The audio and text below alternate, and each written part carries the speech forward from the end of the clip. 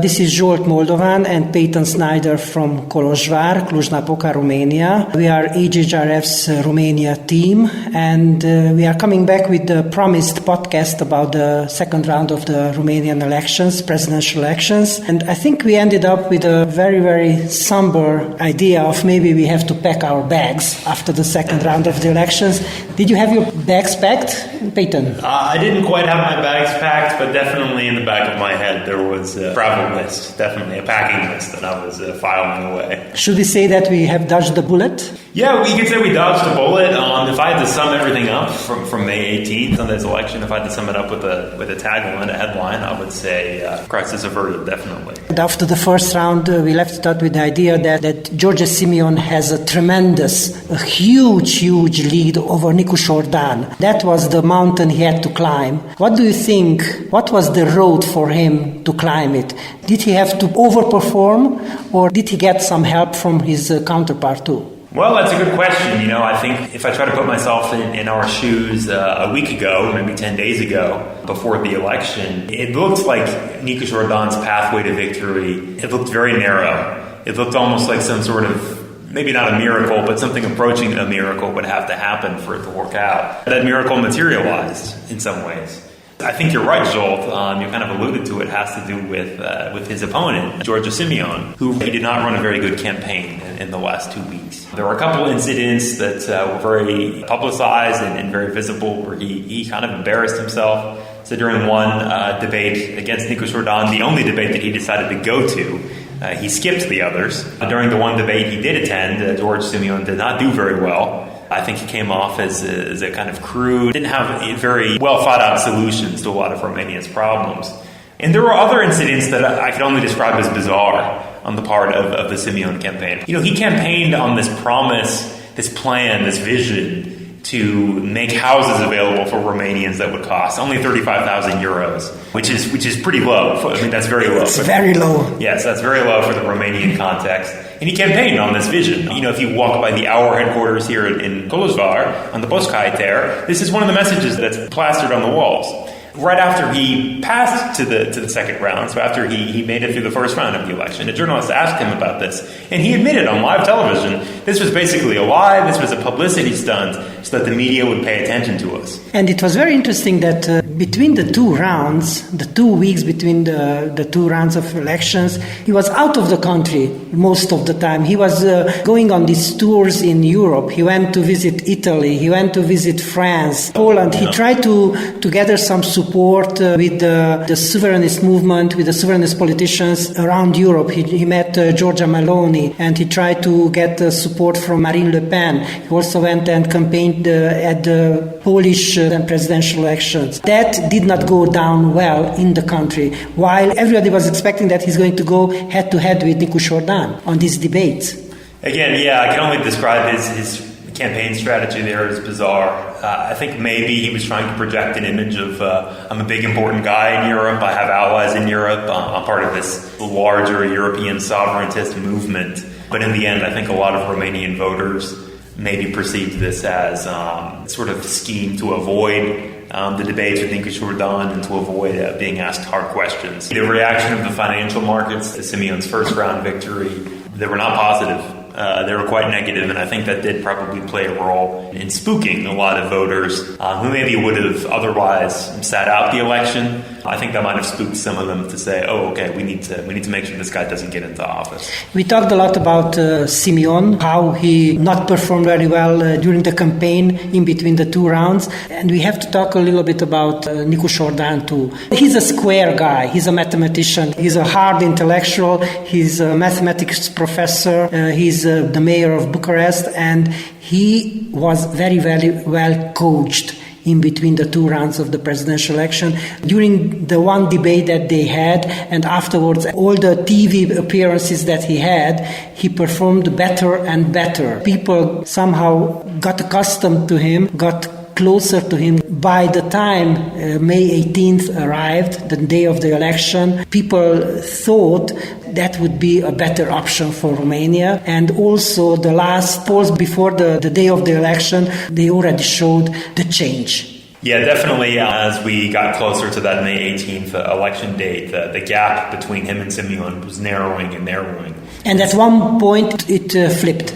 It flipped, yeah, right, basically on the eve of the election. So definitely, no matter what, I think we can all agree that Simeon's poor performance during the 2-week inter-election period and Nicusor Dan's relatively strong performance, I think it did make a difference. So let's give the numbers then. So if we look at the overall results, Dan got 54% of the vote. That's a little over 6 million ballots. To Simeon's 46%, or about 5.3 million ballots. Something we talked about in one of the last dispatches was the kind of calculations about turnout, the necessary turnout that would have to materialize for Nicusor Dan to find a pathway to victory. And this broke certainly recent Romanian records because about 65% of the eligible Romanian voters participated in the election. This is the highest turnout we've seen in any Romanian election since the 90s. Is that right, Zsolt? That's right. There are some other interesting results, too, if we look at this from the Hungarian perspective, which is that Dan performed very, very well in those regions of Transylvania with large Hungarian populations. Were you surprised? I think a lot of us were maybe a little surprised, yes, by the extent of the mobilization. So people who study Romanian politics know that MDS, I think, is good at mobilizing the ethnic Hungarian population, their voters. They're good at mobilizing them. But we even saw, I think, some improvement over the levels of mobilization from last December when we had the parliamentary elections. I think it's due to the fact that the other option, the George Simeon option, was the nightmare option for the Hungarian community here in Romania. And that means that many people were very anxious of the prospect that George Simeon might get elected as Romania's president. And that was in itself the mobilizing force. Yeah, definitely. Simeon and his party outward their history of making kind of provocative or overtly hostile remarks against the Hungarian minority here and threatening MDS specifically. I think this kind of lit a fire under a lot of Hungarians to go out and vote. So if we look at the map of the election results in Harghita County, for instance, this is part of secular land, 91% of the voters voted for Nicusor Dan, so overwhelmingly. That was the county where Nicusor Dan won percentage-wise the most votes. Absolutely, and it's a similar pattern that we see basically correlating maybe with the Hungarian population. So again, he won 84% of Kovasna County, 64% of Maros, and then similar numbers for some of the western areas of Romania with significant Hungarian population. If you look at the map of Romania with the election results, there is a very nice trend. It shows that the northwestern part of Romania, which is current-day Transylvania, voted overwhelmingly in almost all of the counties for Nicusor Dan. That is due to the fact that the Transylvanian Romanians also, they have a more pro-Western attitude, and also due to the fact that in Transylvania there is still something like 20% Hungarian population. When we consider that Dan won by about 830,000 votes, and we look at the kind of returns that we saw from these kind of more ethnically Hungarian regions, it's hard to know the exact figures of how many Hungarians might have voted for Nicusor Dan. A figure that MDS has been citing, which I think is quite plausible, maybe even a little bit conservative, it's a figure of 620,000. So when we consider that Dan won by 830,000 votes, you could make this argument that the kind of Hungarian population swayed things decisively in his favor. The Romanian population was somehow evenly split in between Nicusor Dan and George Simeon, and that was not the case in the Hungarian population. If you would have had the evenly split vote between the two candidates in the Hungarian population, then you would not have that difference, because that was the swaying factor in favor of Nicusor Dan. And also, we have to mention the diaspora vote. Absolutely. So this was a trend that we've seen, again, kind of materializing over the last 6 months between all of Romania's different elections, which is that the Romanian diaspora in Western Europe has been moving more in a far-right direction. So a lot of them were backing Georgescu back in the fall, and we saw in the first round of the presidential election on May 4th that something like 60% of them voted for Simeon. So the thing we were sort of worried about was that maybe this trend would hold. Fortunately, we saw more diasporic voters from parts of Western Europe, but also Canada, the United States, and Moldova. Yes, Moldova is an interesting case. We saw more of them voting for Nicusor Dan this round. So in Moldova, I looked at the figures earlier today, about 150,000 ballots were cast in the Romanian election, because a lot of Moldovans have dual citizenship. We should say a lot of Moldovans have Romanian citizenship as well.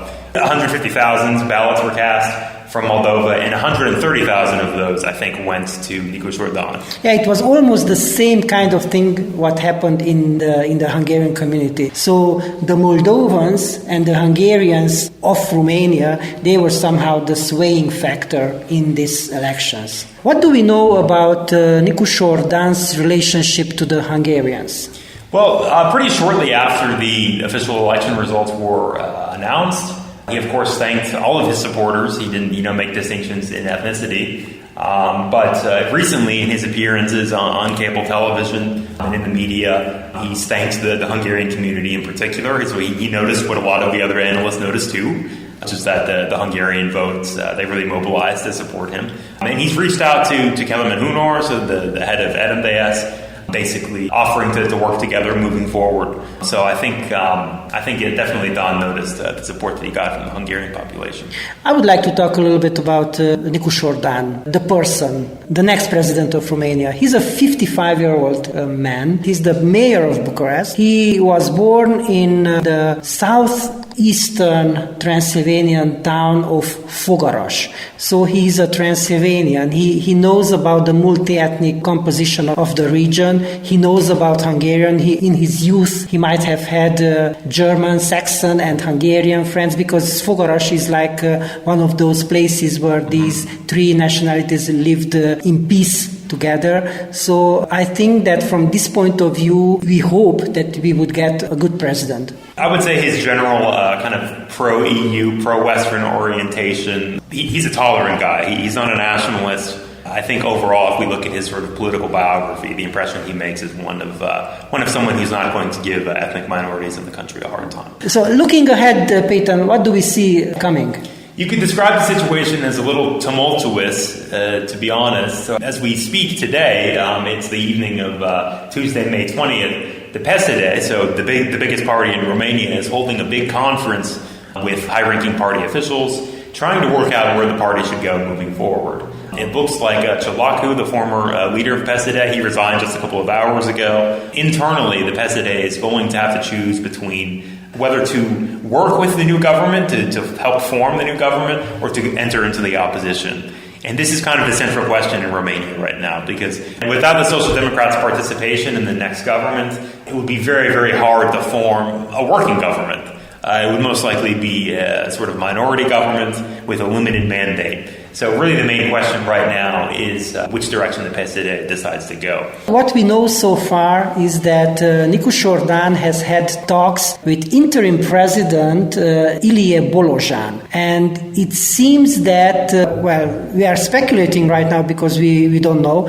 It seems that he might give Ilie Bolozsán mandate to form a government. But the big question is who is going to be in that government? Which parties? Are there going to be the parties that are currently in the government, like the Social Democrats, the Liberals, the Hungarian party of RMDS, the national minorities, and the party which is behind Nicusor Dan? We might have a government with 5 entities, with 5 parties, 5 different ideas about society, 5 different ideas of how to build up a society, how to build up an economy. And it would be a very difficult situation for the government and for Nicusor Dan too. The big question right now, as we said, is which direction PSD goes in, and then what kind of government could form with or without their participation. So we hope that we have given you an explanation of what happened in Romania in the 2 rounds of presidential elections. And finally, we ended up with a result that the Hungarian community is satisfied with. Peyton Snyder and Zsolt from Kolozsvár. We are thanking you for your attention. Bye-bye.